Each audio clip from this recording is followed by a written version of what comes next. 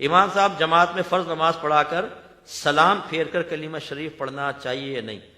دعا آہستہ دل میں کرنی چاہیے، بلند آواز سے، کون سی افضل ہے؟ دیکھیں ہمارے اہل سنت کی مساجد میں نمازوں کے بعد بلند آواز سے ذکر رائج ہے، ٹھیک ہے؟ اور حضرت عبداللہ بن عمر رضی اللہ تعالیٰ عنہما فرماتے ہیں کہ بعض اوقات میں فجر کی نماز کے اختتام کو بلند آواز سے ذکر سے جان لیا کرتا تھا۔ چھوٹے تھے، جماعت سے اگر پیچھے رہ گئے تو فجر کی نماز کے بعد سرکار ذکر فرماتے تو گھر تک آواز آتی تھی۔ تو اس کا مطلب ہے کہ اس زمانے میں بھی رائج تھا، لیکن آپ یہ کہہ سکتے ہیں کہ وہ تمام صحابہ وقت پہ حاضر ہوتے تھے اور سارے کے سارے نماز سے فارغ ہوتے تھے۔ اب ہمارے یہاں یہ ہوتا ہے کہ سلام پھیرتے امام صاحب، جتنے بیٹھے ہوتے ہیں اتنی صفیں کھڑی ہو جاتی ہیں اپنی نماز پڑھنے کے لیے۔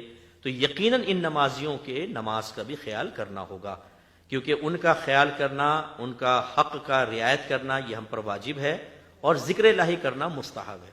اب ہم بھی ضد میں آ جاتے ہیں بعض اوقات کہ مستحب پورا کرنا ہی کرنا ہے، اور کوئی بولے تو بولتے تم بد مذہب ہو۔ یہ صحیح نہیں ہوتی چیز، اپنے سنی بھی بیچارہ نماز بھول جاتا ہے بعض اوقات۔ تو میں یہ نہیں کہتا ہوں اس کو ختم کر دیں، بلکہ میں کہتا ہوں ذرا پست آواز میں کریں۔ اور جو سنیوں کی مسجد میں ہوتے ہیں، سنی حضرات ہوتے ہیں، وہ عادی ہو چکے ہوتے ہیں۔ جیسے گھر میں اگر آپ کے بچے شور کرتے ہیں نا، اب ہم جیسا آدمی جو ہے نا اس کو شور بالکل پسند نہیں، ذرا بھی شور ہوتا ہے ہمارا دماغ سائیں سائیں ہونے لگ جاتا ہے۔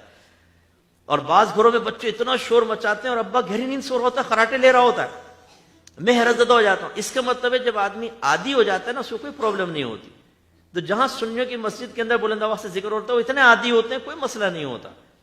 وہی محسوس کرتا ہے جو وہاں نماز پڑھتا نہیں ہے۔ بہرحال اس کو بھی خیال کریں، تھوڑا آہستہ آواز میں ذکر کریں، اور دعا جو ہے دونوں ثابت ہے نبی کریم سے، پست آواز میں بھی اور بلند آواز میں بھی، تنہا بھی اور اجتماعی دعا بھی، سب ثابت ہیں، آپ کر سکتے ہیں۔